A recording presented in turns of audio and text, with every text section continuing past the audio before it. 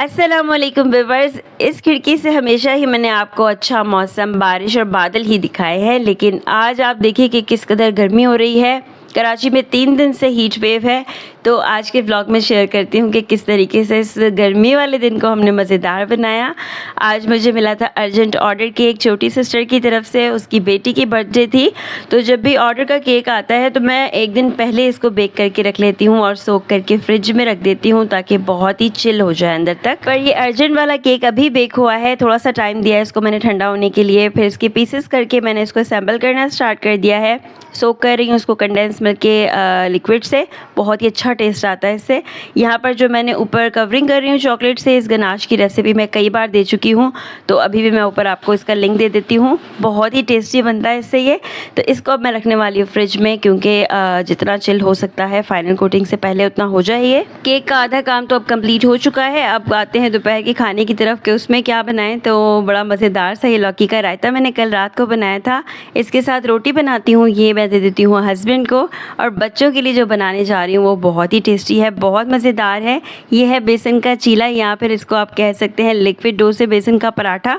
Recipe already मेरे channel पर uploaded है। मेरे बच्चों को बहुत पसंद है, तो मैंने सोचा जल्दी से बस यही बना लेती हूँ, वो भी खुश हो जाएंगे और मेरा काम भी आसान हो जाएगा।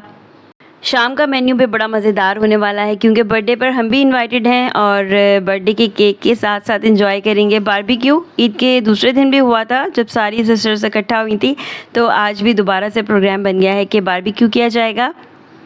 गर्मी इतनी ज़्यादा है ना कि थोड़ा सा ज़ुकाम भी हो गया मुझे, उसका आवाज़ पर असर भी आपको फ़ील हो रहा होगा। बस अल्लाह ताला से यही दुआ है कि अल्लाह पाक जल्दी से इस मौसम को बेहतर कर दीजिए और रहमतों वाली बारिश बरसाइए।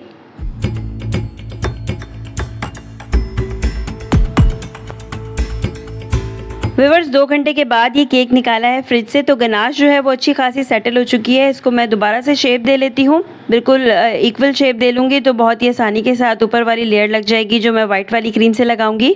थीम वगैरह कोई ख़ास नहीं बताई थी, तो मैंने अपनी मर्ज़ी से ही इस पर फ्रॉक का डिज़ाइन बनाने का डिसीजन लिया है। तो वो वाली दिखाती हूँ आपको किस तरीके से बना रही हूँ मैं। वाइट वाली क्रीम लगाऊंगी।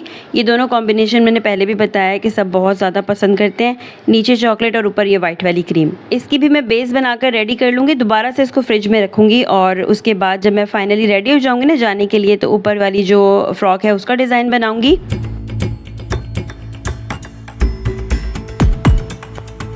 क्यूट सा पिंक कलर चूज़ किया है मैंने इसकी फ्रॉक का डिज़ाइन बनाने के लिए, और जो छोटा वाला स्टार नोज़ल है उससे इसका बॉर्डर बनेगा। इस वाले नोज़ल से जब भी बॉर्डर वगैरह बनाती हूँ तो बहुत ही क्यूट से लगते हैं। यहाँ पर इसकी बॉडी भी फ्रॉक की मैंने इसी से बना ली है, इसी वाले नोज़ल से, और हैंगर जो है उसकी आउटलाइनिंग भी कर ली है। इसको मैं बना लूँगी फॉन्डेंट से, थोड़ी सी फॉन्डेंट यूज़ करूँगी हैंगर के लिए। और नीचे वाला हिस्सा जो है फ्रॉक का वो बनेगा फ्लावर्स वाले नोज़ल से, तो उसके लिए मैंने थोड़ा बड़ा वाला स्टार नोज़ल लेकर उससे फ्लावर्स बना लिए हैं सारे, और पूरा बॉर्डर भी कंप्लीट कर लिया है। आई होप कि अच्छा लग रहा होगा आपको। ये है जनाब केक का फाइनल लुक। थोड़े से पल्स यहाँ पर मैं मज़ीद ऐड कर देती हूँ ऊपर की तरफ। बच्चों को बिल्कुल रेडी करके बिठा दिया है, बस अब हम निकलेंगे। बर्थडे गर्ल हरीम को भी यकीनन ये पसंद आने वाला है, क्योंकि पिंक कलर उसका भी फेवरेट है। कॉल पर भी यही बोल रही थी कि खाला पिंक कलर का केक बनाना है आपने। तो पिंक कलर का केक हमारी बर्थडे प्रिंसेस के लिए बिल्कुल रेडी हो चुका है।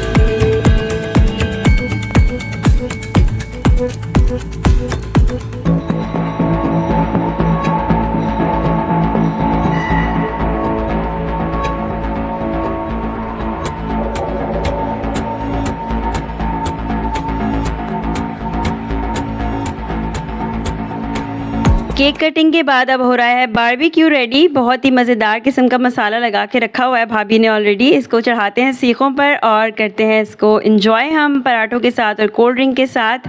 आपसे मिलते हैं किसी नई वीडियो में, तब तक के लिए अपना बहुत सारा ख्याल रखिएगा। वीडियो पसंद आई है लाइक शेयर एंड कॉमेंट कर दीजिएगा। अल्लाह हाफिज़।